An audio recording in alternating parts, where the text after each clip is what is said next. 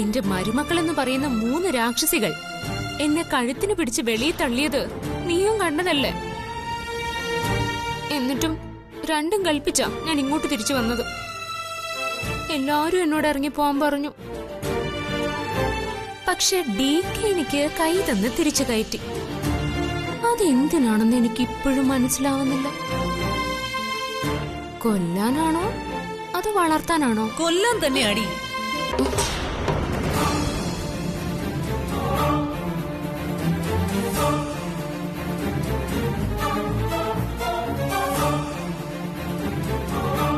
നീ സംശയിക്കണ്ട, DK നിന്നെ തിരിച്ചു കയറ്റിയത് കൊല്ലാൻ വേണ്ടി തന്നെയായിരിക്കും. പിന്നിൽ നിന്ന് കുത്തുന്നവരെ അവസരം കിട്ടുമ്പോ DK തിരിച്ചു കുത്തിയിരിക്കും. അത് DKയുടെ സ്വഭാവം. ആ CBI-കാരന് DK ഒറ്റപ്പെടുത്തവളല്ലേ നീ? അപ്പൊ DK നിനക്ക് കാര്യമായിട്ട് ഏതാണ്ട് വെച്ചിട്ടുണ്ട്. അതുകൊണ്ട് തന്നെയാ DK നിന്നെ ഇവിടേക്ക് തിരിച്ചു പിടിച്ച് കയറ്റിയത്. അതെ മരുമക്കളെ, മത്തൻ കുത്തിയാൽ കുമ്പളം മുളക്കില്ല എന്ന് കേട്ടിട്ടുണ്ടോ എന്റെ മരുമക്കളെ? അല്ലെങ്കിൽ വേണ്ട, മറ്റൊരു പഴഞ്ചൊല്ല് പറയാം. അവനവൻ വിതയ്ക്കുന്നതേ അവനവന് കൊയ്യാൻ പറ്റൂ. ഞാൻ തെറ്റ് ചെയ്തിട്ടുണ്ടെങ്കിൽ അതിന്റെ ശിക്ഷ തീർച്ചയായും എനിക്ക് കിട്ടും. പക്ഷെ ഈ കാര്യത്തിൽ ഞാൻ ഒരു തെറ്റും ചെയ്തിട്ടില്ല. DK ചതിക്കാനോ വഞ്ചിക്കാനോ ഞാൻ ഒരു ചെറു വിരൽ പോലും അനക്കിയിട്ടില്ല. ഇതെല്ലാം ആ ജയരാമനും ഇവളുടെ ആങ്ങളെയും കൂടെ നടത്തിയ പ്ലാനിങ്ങാ. എന്ത്? ആ ഓഡിയോ ടേപ്പിൽ കേട്ട ശബ്ദത്തിൽ പോലും എനിക്ക് സംശയമുണ്ട്. എന്ന് പറഞ്ഞ അത് സുപ്രിയാന്റിയുടെ ശബ്ദം അല്ലെന്നാണോ നീ പറയുന്നേ? ആണെന്നങ്ങോട്ട് വിശ്വസിക്കാൻ വരട്ടെ. അതങ്ങനെ വെറുതെ പറഞ്ഞതുകൊണ്ടായില്ലല്ലോ. ഒരു ഫോറൻസിക് ഡിപ്പാർട്ട്മെന്റിൽ അയച്ച് അനാലിസിസ് ചെയ്ത് അത് ശാസ്ത്രീയമായി തെളിയിക്കണം. എന്നിട്ട് മാത്രമേ അതിന്റെ സത്യാവസ്ഥ എന്താണെന്ന് അറിയാൻ പറ്റൂ. അല്ലാതെ ഏതെങ്കിലും ഒരു ഓഡിയോ കൊണ്ടുവന്നിട്ട് അത് സുപ്രിയയുടേതാണെന്ന് പറഞ്ഞാ നമ്മൾ എങ്ങനെയാ അത് വിശ്വസിക്കുക? നീ വിശ്വസിക്കണ്ട, പക്ഷേ പോലീസ് അങ്ങനെയാ വിശ്വസിച്ചിരിക്കുന്നത്. പിന്നെ നീ തന്നെയാ ഇതൊക്കെ എടുത്തു കൊടുക്കാൻ സഹായിച്ചതെന്ന് ഇവിടെ എല്ലാവരുടെയും മുന്നിൽ വെച്ചല്ലേ ജയരാമൻ പറഞ്ഞത്. അതിന് അയാള് നിന്നോടൊരു താങ്ക്സും പറഞ്ഞതല്ലേ. എന്നിട്ടിപ്പോ ഞങ്ങളുടെ മുന്നിൽ നല്ല പിഴ ചമയുന്നോ? അല്ല, ഇവിടെ എന്താ നിന്റെ പരിപാടി? ഒരു പരിപാടിയില്ല. വിഷുവിന് കണ്ണന് കുറച്ച് കൊന്നപ്പൂക്കൾ വെക്കാൻ വേണ്ടി വന്നതാ. വേണ്ട, അങ്ങനെ കണ്ണന്റെ മുമ്പില് നിന്റെ അലങ്കാരങ്ങളൊന്നും വേണ്ട. വിഷുവിന് വേണ്ട ഒരുക്കങ്ങളൊക്കെ ഞങ്ങൾ ചെയ്തിട്ടുണ്ട്. താരേ, ഇവള് കൊണ്ടുവന്ന ആ കൊന്നപ്പൂ എടുത്ത് മാറ്റിയേ.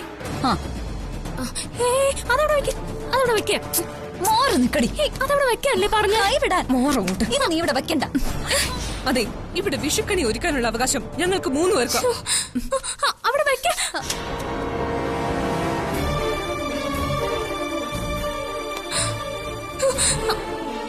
ഞങ്ങൾ ഇവിടെ വിഷുക്കണിക്ക് വേണ്ടതൊക്കെ ഒരുക്കി വെച്ചിരിക്കുക. ഇതിന്റെ പരിസരത്തൊന്നും നിന്നെ കണ്ടുപോവരുത്. പൊയ്ക്കോ. ഞങ്ങളുടെ അമ്മായിയമ്മയാണെന്നുള്ള വലിയ അധികാരം കാണിക്കലൊന്നും ഇനി വേണ്ട. ഒരു ജോലിക്കാരിയുടെ വില പോലും ഇനി ഞങ്ങൾ തരില്ല. മര്യാദയ്ക്ക് നിന്നോട് പോവാനാ പറഞ്ഞത്. ഇല്ലെങ്കിൽ ഇനിയും നിന്നെ ഞങ്ങൾ കഴുത്തിന് പിടിച്ച് വെളിയിൽ കൊണ്ടുപോയി തള്ളും.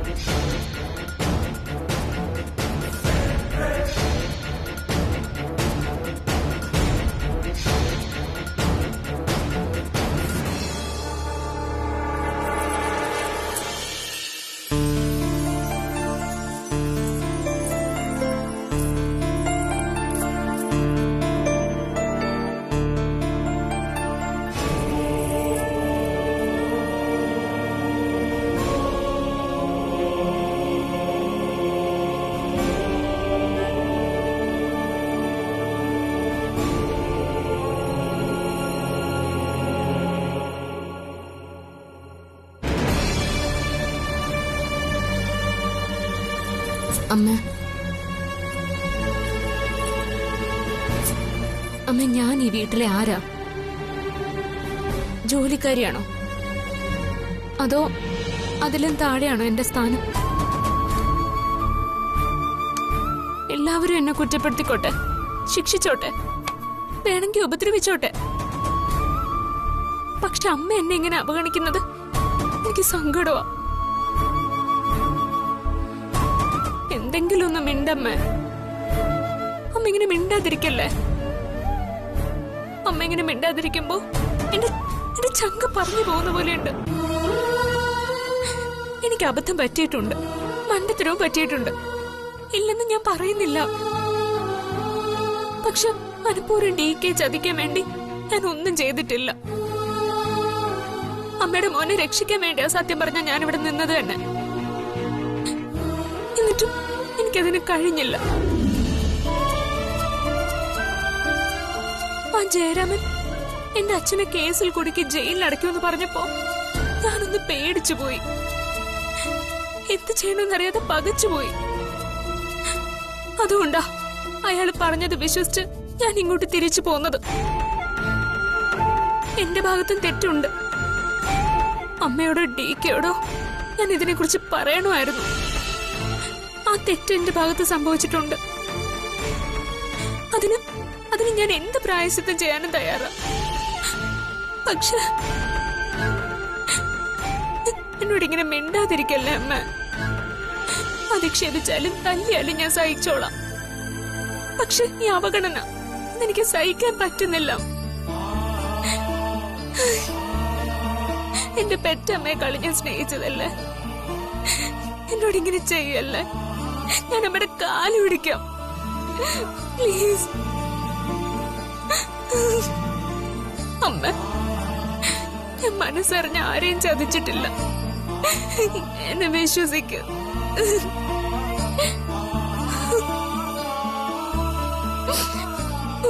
അമ്മ,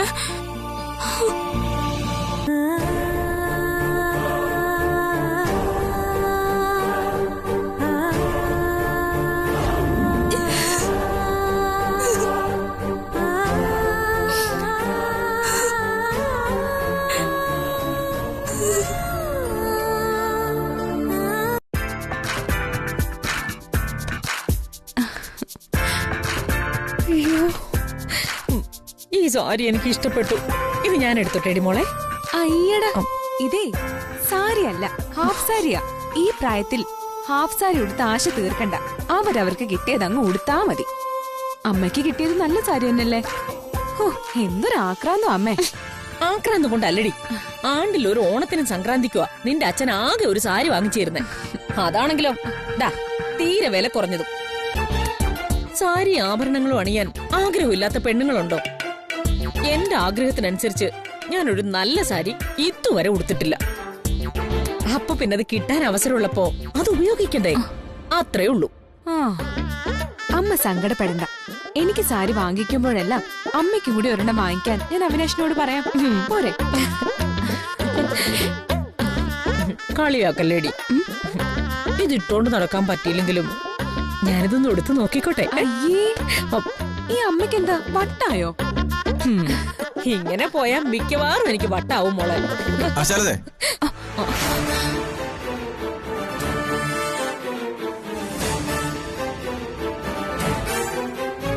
എവിടുന്നാ ഈ പുതിയ ഡ്രസ്? ഏയ്, പുതിയതല്ല, ഇത് പഴയതാ. വിഷുവിന് ഉടുക്കാൻ വേണ്ടി അലമാരന്ന് എടുത്തു നോക്കിയതാ. കൊള്ളാമോ സുധേട്ടാ? എടുത്തേ. എന്തിനാ സുധേട്ടാ? ഞാനും നോക്കട്ടെ. ഇട്.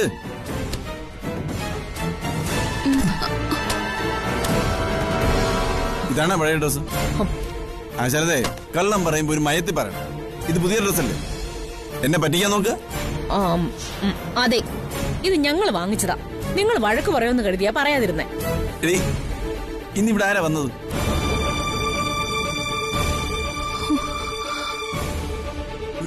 എന്താടി ഒന്നും മിണ്ടാത്തത്? ഇവിടെ ആരും വന്നില്ല. എന്റെ മനുഷ്യ, നിങ്ങൾക്കിപ്പോ സംശയരോഗം തുടങ്ങിയോ? സത്യം പറയടി, ഇവിടെ വന്ന ആരാന്ന്? അതെന്താ അങ്ങനെ ചോദിക്കുന്നേ? പിന്നെ എങ്ങനെ ചോദിക്കണം? മര്യാദയ്ക്ക് സത്യം പറഞ്ഞോ, ഇല്ലെങ്കിൽ ഞാൻ കത്തിക്കും.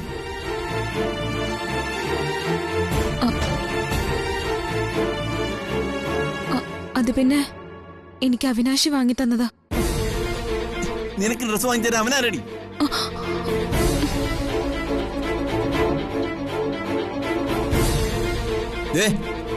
അവനുമായിട്ടുള്ള ഒരു ബന്ധവും വേണ്ടെന്ന് ഞാൻ നിന്നോട് പറഞ്ഞല്ലേ? എന്നിട്ട് അവന്റെ കയ്യിൽ നിന്ന് ഡ്രസ്സ് വാങ്ങി വച്ചിരിക്കുന്നു. അച്ഛൻ എന്തായി കാണിച്ചേ? മിണ്ടിപ്പോവരുത്. അവനിവിടെ വന്നില്ലേടി? എന്നിട്ട് അമ്മയും മോളുകൾ കള്ളം പറയുന്നു. കള്ളം പറയുന്നില്ല, സത്യം തന്നെ പറയാം. അവിനാശ് ഇവിടെ വന്നു, വിഷുവിന് സമ്മാനമായി ആ കിടക്കുന്ന ഡ്രസ്സും തന്നു. പോരെ?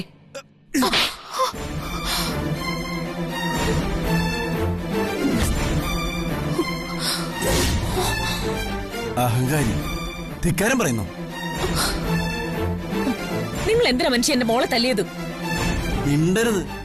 ഇനി ഒരക്ഷരം പറഞ്ഞാൽ നീയും എന്റെ കയ്യിൽ നിന്ന് വാങ്ങി. അവന് ഞാൻ ഇവിടെ ഇറക്കി വിട്ടല്ലേ? എന്നിട്ട് പിന്നെ അവനെ ഇവിടെ വിളിച്ചു വരുത്താൻ നിനക്ക് നാണമില്ലേ? അവന്റെ ഒരു സമ്മാനം കത്തിക്കും ഞാൻ. നല്ല വൃത്തിയോട്ടവന് കൊടുത്ത സമ്മാനം വാങ്ങിച്ചു വെച്ചോണ്ട് അമ്മയും മോളും കൂടെ നാടകം കളിക്കുന്നു.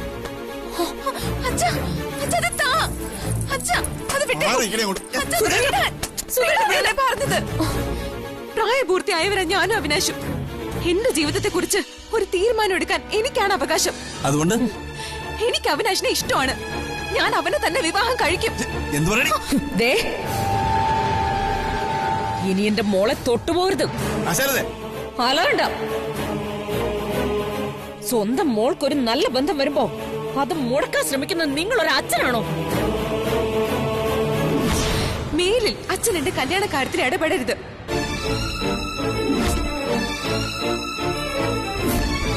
ഇടപെട്ട ഞാൻ അവന്റെ കൂടെ ഇറങ്ങിപ്പോവും.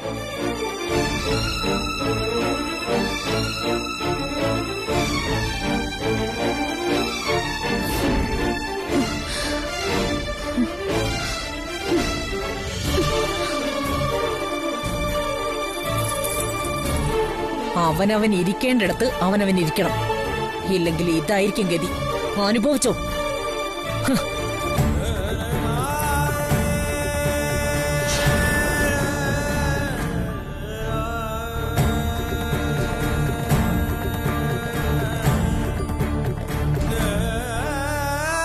സ്വന്തം മോൾക്കൊരു നല്ല ബന്ധം വരുമ്പോ അത് മുടക്കാൻ ശ്രമിക്കുന്ന നിങ്ങളൊരു അച്ഛനാണോ? മേലിൽ അച്ഛൻ എന്റെ കല്യാണ കാര്യത്തിൽ ഇടപെടരുത്. ഇടപെട്ട ഞാൻ അവന്റെ കൂടെ ഇറങ്ങിപ്പോവും.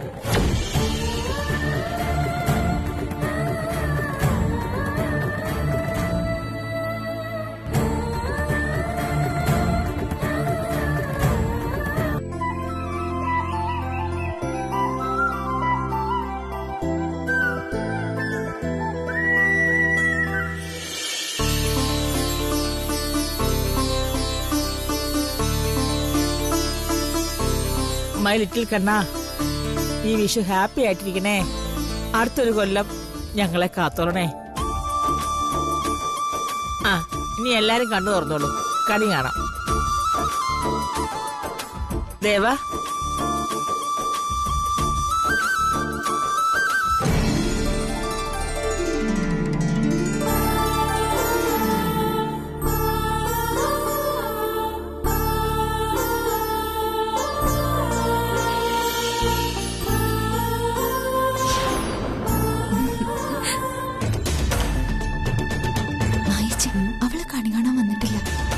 പറ. നല്ലൊരു വിഷുവായിട്ട് രാവിലെ ആ എറണം കിട്ടവളുടെ കാര്യം മിണ്ടാതിരിക്കാൻ.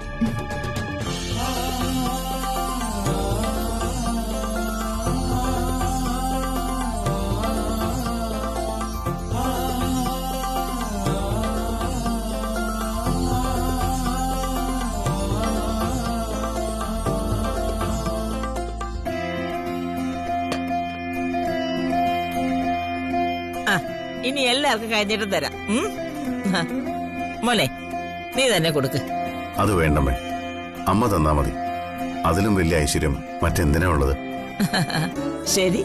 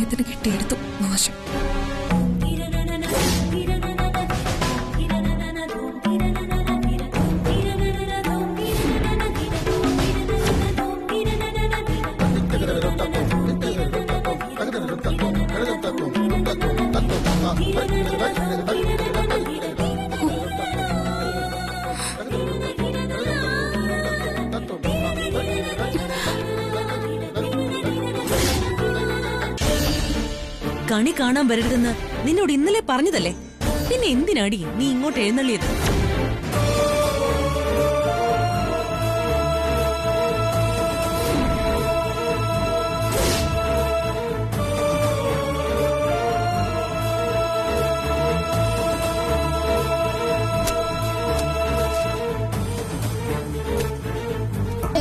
ദാ, ഇത് അമ്മയ്ക്ക് എന്റെ വിഷു സമ്മാനം.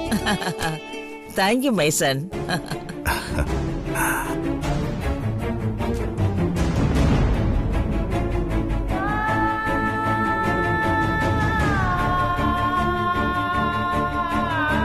മയെ, ദാ.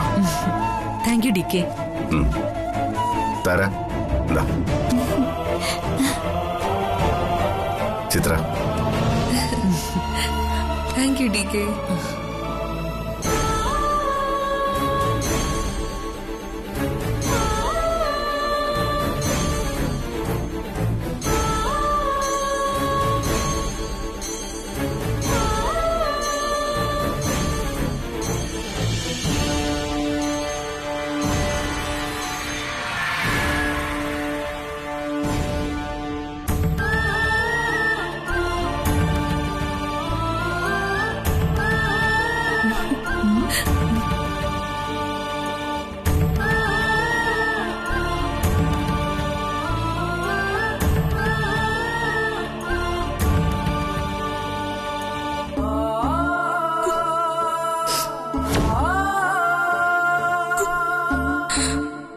അമ്മ,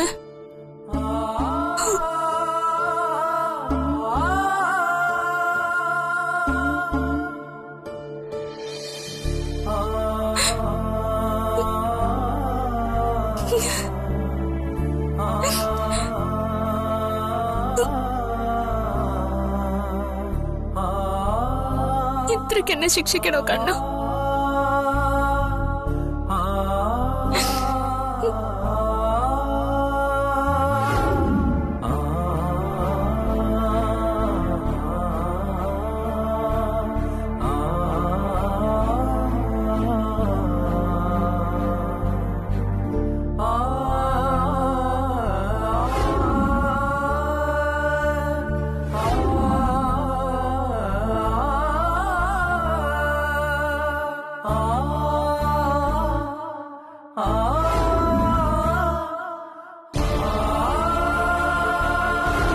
കണി കാണാൻ വരരുതെന്ന് നിന്നോട് ഇന്നലെ പറഞ്ഞതല്ലേ, പിന്നെ എന്തിനാടി നീ ഇങ്ങോട്ട് എഴുന്നള്ളിയത്?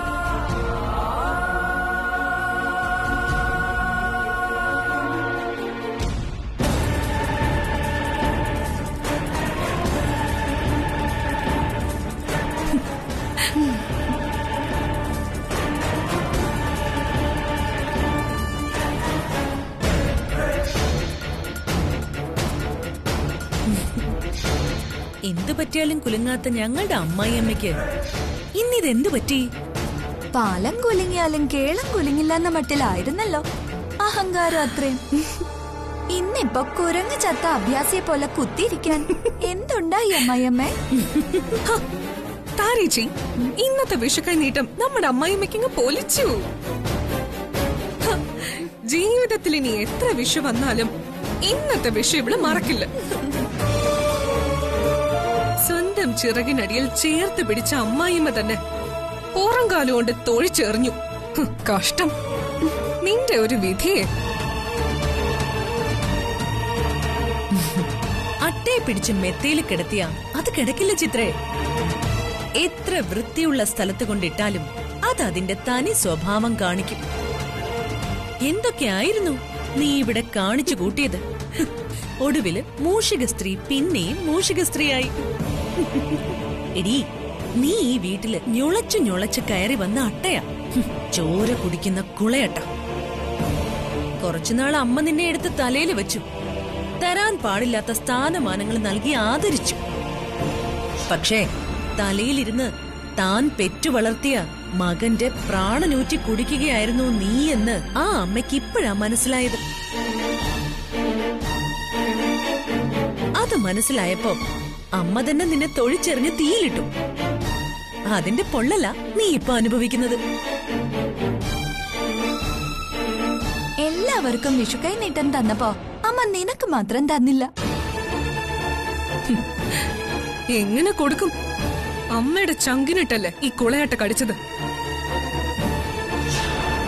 മായച്ചി, ഇപ്പൊ ഇവളുടെ സ്ഥാനം എവിടെയാ?